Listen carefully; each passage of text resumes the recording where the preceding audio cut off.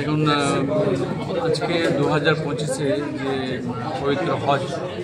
সেই হজকে লক্ষ্য রেখে আমাদের আজকে মুর্শিদাবাদ জেলার আমরা বহরমপুরে আজকে বসেছি কীভাবে হাজি ভাইদেরকে সেই পরিষেবা দেওয়া যায়,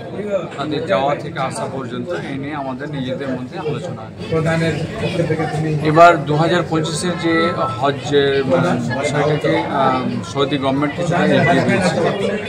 আর আমাদের পশ্চিমবঙ্গ হজ কমিটি কেন্দ্রীয় হজ কমিটির নির্দেশ নিয়েই কিন্তু কাজ করে থাকে। আমরা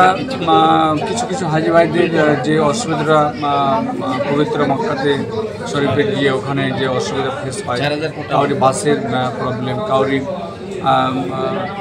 পানীয় জলের প্রবলেম, কাউরি হয়তো দেখা যায় যে ঠিকমতো মানে চিকিৎসার প্রবলেম, এইসব ধরনের হচ্ছে। এগুলো আমরা যে আমাদের যে খাদেমুল হুজ্জাজ যে গিয়ে আমাদের সঙ্গে গিয়ে থাকেন আর কি, আমরা লিখিতভাবে আমরা সেই বিষয়গুলো জানতে চাইলাম যে কীভাবে কী অসুবিধা আমরা পেয়েছি, কিংবা আমরা সেটা নিয়ে আমরা হজ কমিটির মধ্যে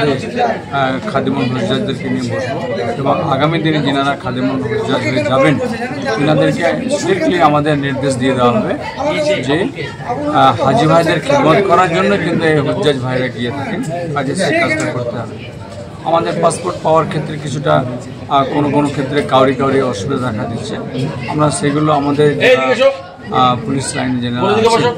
আধিকারিক আমরা এসপি সাহেবকে আমরা জানিয়েছি, তেনারা বিষয়টা যেন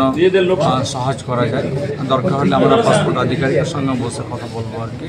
মোটের কথা একটা হচ্ছে হাজি ভাইদেরকে সব রকমভাবে সহযোগিতার মধ্যে দিয়ে হজে যাওয়া এবং হজ থেকে বাড়ি ফিরে আসতে পর্যন্ত আমরা সেই বিষয়গুলো দেখছি যেন সহজ সরল হয়, সুস্থতার মধ্যে গিয়ে সুস্থতার মধ্যে বাড়ি পৌঁছতে পারে, সেটা দেখছি।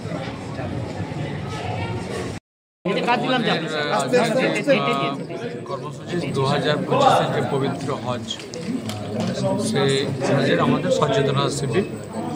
মুর্শিদাবাদ জেলার গতকালকে জঙ্গিপুর মহকুমায় হয়েছে, আজকে বহরমপুর মহকুমায় হয়েছে, আর আমরা এই মুহূর্তে লালবাগ মহকুমায় হয়েছে। আমাদের মুর্শিদাবাদ সাংসদ সম্মানীয় আবেদন খান এবং আমাদের এসডিও সাহেব এখানকার এবং আমাদের হজ কমিটির আমাদের হাউসের প্রতিনিধি এবং এখানকার স্থানীয় আমাদের মাইক্রোমগণ মনিজন সকলকে নিয়ে আমাদের আজকে সচেতন আছে। উদ্দেশ্য হচ্ছে যে কেন্দ্রীয় হজ কমিটি আমাদের পশ্চিমবঙ্গ হজ কমিটিকে যে কোটা দিয়েছে, সে কোটা থেকে আমরা যেন তার ঊর্ধ্বে উপরে যেতে পারি এবং এটাকে সম্পন্ন করতে গিয়ে